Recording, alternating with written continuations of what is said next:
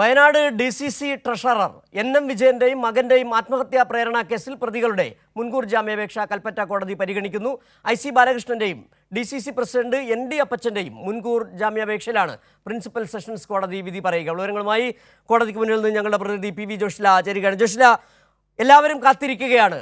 ഒരു വന്ധ്യവയോധികൻ, കോൺഗ്രസിനൊപ്പം 50 വർഷക്കാലം കോൺഗ്രസിന് വേണ്ടി പ്രവർത്തിച്ച, കോൺഗ്രസിന് വേണ്ടി കോൺഗ്രസിലെ നേതാക്കളുടെ പ്രേരണയാൽ ആത്മഹത്യ ചെയ്ത NM വിജയന്റെയും മകന്റെയും ആത്മഹത്യാ പ്രേരണാ കേസിൽ IC ബാലകൃഷ്ണനും ND അപ്പച്ചനും ജാമ്യം കിട്ടുമോ എന്നുള്ളത് അറിയാനാണ് ഇപ്പോൾ കാത്തിരിക്കുക. ഒപ്പം തന്നെ KK ഗോപിനാഥൻ കൂടി മുൻകൂർ ജാമ്യാപേക്ഷ നൽകിയിട്ടുണ്ടല്ലോ. കോടതി ഇപ്പോൾ കേസ് പരിഗണിക്കുന്നു എന്നാണ് നമുക്ക് മനസ്സിലാക്കാൻ കഴിയുന്നത്. എന്താണ് കൂട്ടിച്ചേർക്കാൻ കഴിയുന്ന ഏറ്റവും പുതിയ കാര്യങ്ങൾ?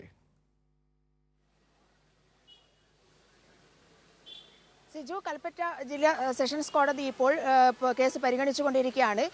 മുൻകൂർ ജാമ്യാപേക്ഷ നൽകണമോ ഇല്ലയോ എന്നുള്ള കാര്യം അല്പസമയത്തിനകം കോടതി വിധി പ്രസ്താവിക്കും എന്നുള്ളതാണ് മനസ്സിലാക്കാൻ സാധിച്ചിട്ടുള്ളത്.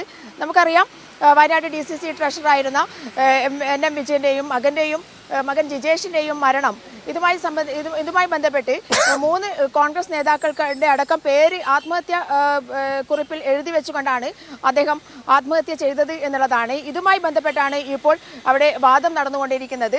ആത്മഹത്യാ കുറിപ്പായി ഇതിനെ കാണാൻ സാധിക്കുമോ എന്നുള്ളതാണ് DCC നേതാക്കൾ, അതായത് കോൺഗ്രസ് നേതാക്കളുടെ അഭിഭാഷകൻ ഇപ്പോൾ കോടതിയിൽ ഉന്നയിച്ചുകൊണ്ടിരിക്കുന്നത്. അത്തരത്തിൽ ഒരു ആത്മഹത്യാ കുറിപ്പായി അതിനെ കാണാൻ സാധിക്കുമോ എന്നുള്ളതാണ്. അതിൽ തീയതി ഇല്ല എന്നുള്ളതൊക്കെയാണ് അവർ പറഞ്ഞുകൊണ്ടിരിക്കുന്നത്. അതുപോലെ തന്നെ പാർട്ടി ഏറ്റെടുക്കണം, ആത്മഹത്യയിൽ നിന്നും വലിയ കടബാധ്യതയാണ് തനിക്കുള്ളത്.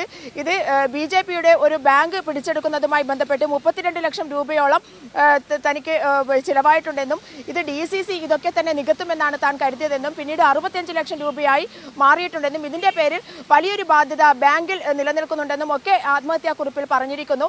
ഇതൊക്കെയാണ് കാരണം എന്നുള്ള രീതിയിലാണ് നേതാക്കളുടെ അഭിഭാഷകൻ ഇപ്പോൾ, കോൺഗ്രസ് നേതാക്കളുടെ അഭിഭാഷകൻ ഇപ്പോൾ വാദിച്ചുകൊണ്ടിരിക്കുന്നത്.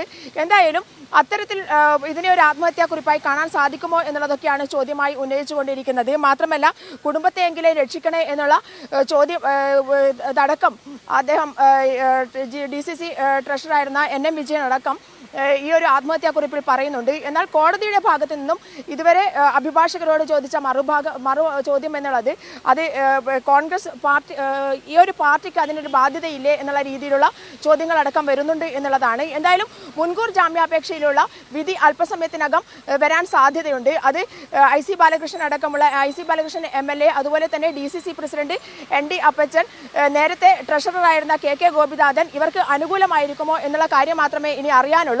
എന്തായാലും ഏറ്റവും വിവാദമായ കോൺഗ്രസ് പാർട്ടിയെ സംബന്ധിച്ചിടത്തോളം ഈ ആത്മഹത്യാ കുറിപ്പ് എന്ന് പറയുന്നത് കോൺഗ്രസ് പാർട്ടിയെ ഏറ്റവും അധികം വെട്ടിലാക്കുന്ന, ഇത്തരത്തിൽ ഒരു കടബാധ്യത മാത്രമേ ഈ ഒരു കുടുംബത്തിന് ഉണ്ടായിരുന്നുള്ളൂ.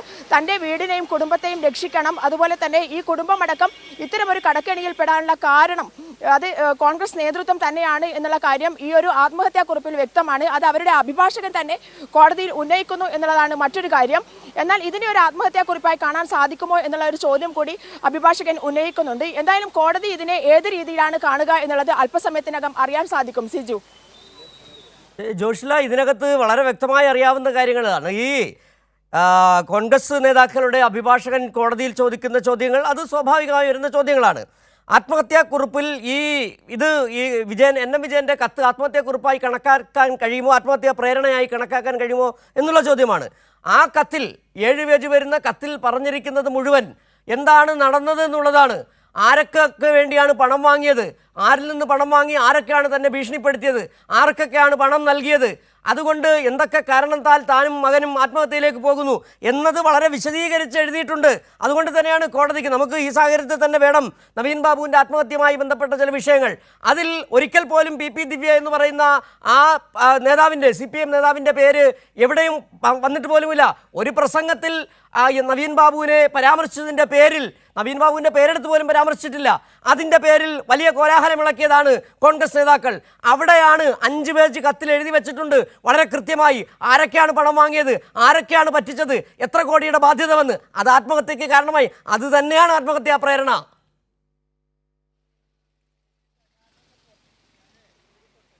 തീർച്ചയായും സിജു പറഞ്ഞതുപോലെ തന്നെ ഈ ഒരു ആത്മഹത്യാക്കുറിപ്പിൽ താൻ മരിക്കാനിടയായ കാരണം തന്നെ മരണത്തിലേക്ക് നയിക്കുന്ന കാരണം എന്താണെന്ന് കൃത്യമായി അദ്ദേഹം ബോധ്യപ്പെടുത്തുന്നുണ്ട്. അത് BJPയുടെ ഒരു ബാങ്ക് പിടിച്ചടക്കാൻ വേണ്ടി തനിക്ക് വന്നിട്ടുള്ള ബാധ്യത എന്ന് പറയുന്നത് ഒരു 32 ലക്ഷം രൂപ താൻ മറ്റൊരു ബാങ്കിൽ നിന്നും എടുത്തു നൽകിയ തുകയാണ്. അതിപ്പോൾ 65 ലക്ഷം രൂപയായി മാറിയിരിക്കുന്നു, വർദ്ധിച്ചിരിക്കുന്നു. ഇതൊക്കെ തന്നെ കോൺഗ്രസ് നേതൃത്വം ഏറ്റെടുക്കും എന്നാണ് താൻ കരുതിയത്.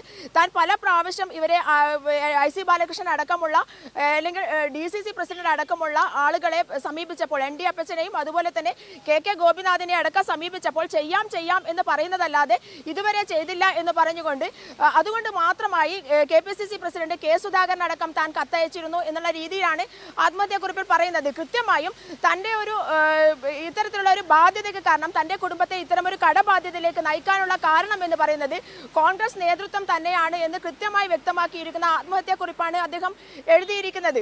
അതിനെ ചോദ്യം ചെയ്തുകൊണ്ടാണ് ഇപ്പോൾ അഭിഭാഷകൻ പറയുന്നത് ഇത് ഡേറ്റ് വ്യക്തമല്ല എന്നുള്ളത്. ഡേറ്റ് മാത്രമേ വ്യക്തമല്ലാതെയുള്ളൂ. അതേസമയം തന്നെ കേരളത്തിന്റെ മനസാക്ഷിക്ക് ഒരു തരത്തിലും യോജിക്കാനാവാത്ത വിധം എന്തുകൊണ്ടാണ് ഇദ്ദേഹം ആത്മഹത്യ ചെയ്തത് എന്നുള്ള ചോദ്യം വ്യക്തമായി നിലനിൽക്കുന്നു എന്നുള്ളതാണ്.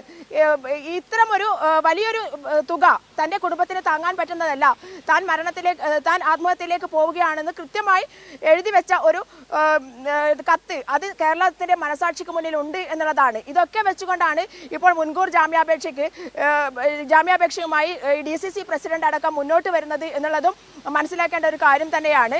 സിജു നേരത്തെ സൂചിപ്പിച്ചതുപോലെ ഒരു കാരണവുമില്ലാതെ മറ്റൊരു പാർട്ടിയുടെ മറ്റു നേതാക്കളെ ആത്മഹത്യാ പ്രേരണാ കുറ്റം എന്ന് പറഞ്ഞ് കോൺഗ്രസ് നേതൃത്വം വെല്ലുവിളിക്കുമ്പോൾ ഇത് മുന്നിൽ നിൽക്കുന്നു എന്നുള്ളതാണ് ഏറ്റവും വലിയ പരാജയമായി. കോൺഗ്രസിന്റെ ഏറ്റവും വലിയ പരാജയമായി കോൺഗ്രസിന്റെ DCC നേതൃത്വവും KPCC പ്രസിഡന്റ് അടക്കവും അറിഞ്ഞുകൊണ്ട് ഇത്തരത്തിൽ ഒരു ആത്മഹത്യാ കുറിപ്പ് പോലും തയ്യാറാക്കിക്കൊണ്ടാണ് തന്റെ കടബാധ്യതയിലേക്ക് നയിച്ചത് ഇവരൊക്കെ തന്നെയാണ് എന്ന് എഴുതി വെച്ചുകൊണ്ടാണ് ഒരാൾ ആത്മഹത്യ ചെയ്യുന്നത്. ഒരാൾ മാത്രമല്ല അദ്ദേഹത്തിന്റെ പുത്രനടക്കം ആത്മഹത്യ ചെയ്യുന്നത് എന്നുള്ളതാണ് കേരളത്തിലെ.